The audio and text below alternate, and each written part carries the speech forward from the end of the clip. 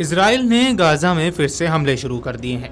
हवाई हमलों में फिर से शुरू होने वाले फिलिस्तीनी निवासियों को फिर से अपने घरों से भागना पड़ा है। ये वो लोग हैं जिन्होंने तबाह हो चुके इलाकों को खंडहरों में फिर से बसना शुरू कर दिया था। शुक्रवार को इजरायली विमानों ने आवासीय इलाकों पर पर्चे गिराए, जिससे लोगों को गाजा के विभिन्न इलाकों जैसे बेत लाहिया, बेत हनौन, गाजा शहर के शौजिया और खान यूनिस के कुछ हिस्सों से बाहर निकलने के आदेश दिए गए हैं।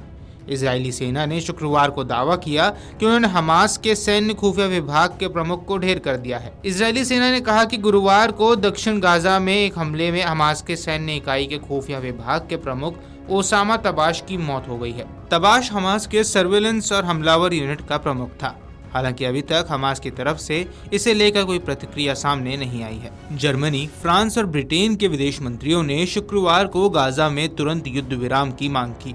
दरअसल इजरायली सेना ने दूसरे चरण के युद्ध विराम समझौते पर सहमति नहीं बनने के बाद गाजा में फिर से हमले शुरू कर दिए थे। संयुक्त बयान में तीनों देशों के विदेश मंत्रियों ने कहा कि गाजा में इजरायली हवाई हमलों का फिर शुरू होना गाजा के लोगों के लिए पीछे जाने वाला कदम है। हमलों में आम नागरिकों की मौत से हम दुखी हैं और मांग करते हैं कि गाजा में तुरंत युद्ध विराम लागू किया जाए। बयान में हमास से बंधकों को रिहा करने की भी अपील की गई है। साथ ही ये कहा गया है कि हमास अब गाजा पर शासन ना करे और इजराइल के लिए भविष्य में खतरा भी न बने। बयान में इजराइल से भी अंतर्राष्ट्रीय कानूनों का सम्मान करने और गाजा में मानवीय मदद भेजने की मंजूरी देने की अपील की है। यूरोपीय देशों से विदेश मंत्रियों का संयुक्त बयान ऐसे समय पर सामने आया है जब शुक्रवार को ही इजराइल के रक्षा मंत्री कॉटेज ने धमकी दी कि अगर हमास ने बाकी बंधकों को नहीं छोड़ा तो वो गाजा के कुछ हिस्सों को अपने देश में मिला लेंगे। जर्मनी, फ्रांस और ब्रिटेन के विदेश मंत्रियों ने शुक्रवार को गाजा में तुरंत युद्ध विराम की मांग की है।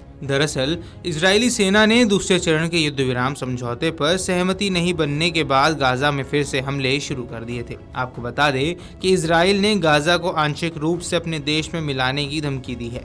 ये धमकी किसी और ने नहीं बल्कि इजरायली रक्षा मंत्री इजराइल कॉटेज ने दी है। उन्होंने एक बयान में कहा, मैंने गाजा में अधिक क्षेत्र पर कब्जा करने का आदेश दिया है। जितना अधिक हमास बंधकों को मुक्त करने से इनकार करेगा उतना ही अधिक क्षेत्र वह खो देगा, जिसे इजराइल अपने कब्जे में ले लेगा। अगर हमास इसका पालन नहीं करता है तो कैटेज ने क्षेत्र पर स्थायी इजरायली कब्जे को लागू करके इजरायली नागरिक आबादी वाले क्षेत्रों और सैनिकों की रक्षा के लिए गाजा के आसपास बफर जोन का विस्तार करने की भी धमकी दी है। कैटेज ने हमास को हराने के लिए नागरिक के साथ ही सैन्य दबाव बिंदुओं का उपयोग करते हुए हमलों को बढ़ाने की कसम खाई। आपको बता दें कि गुरुवार को इजरायली सेना ने कहा कि उसके सैनिकों ने रफा के दक्षिणी क्षेत्र में जमीनी अभियान फिर से शुरू कर दिया है, जबकि महत्वपूर्ण नेत्जरिम कॉरिडोर पर इजरायली टैंक पहुंच गए हैं।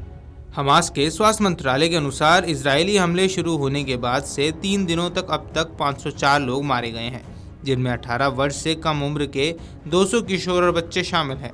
ये संख्या इजराइल द्वारा हमास के खिलाफ युद्ध शुरू होने के बाद सबसे ज्यादा में से एक है।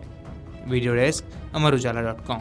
अगर आप ये वीडियो YouTube पर देख रहे हैं तो हमारे चैनल को सब्सक्राइब कर बेल आइकन दबाएं और Facebook पर देख रहे हैं तो हमारे पेज को लाइक करें। 8 मिलियन प्लस सब्सक्राइबर, आपके इस भरोसे के लिए बहुत धन्यवाद। अगर आप ये वीडियो YouTube पर देख रहे हैं तो हमारे चैनल को सब्सक्राइब कर बेल आइकन दबाएं और Facebook पर देख रहे हैं तो हमारे पेज को लाइक करें। 8 मिलियन प्लस सब्सक्राइबर, आपके इस भरोसे के लिए बहुत धन्यवाद।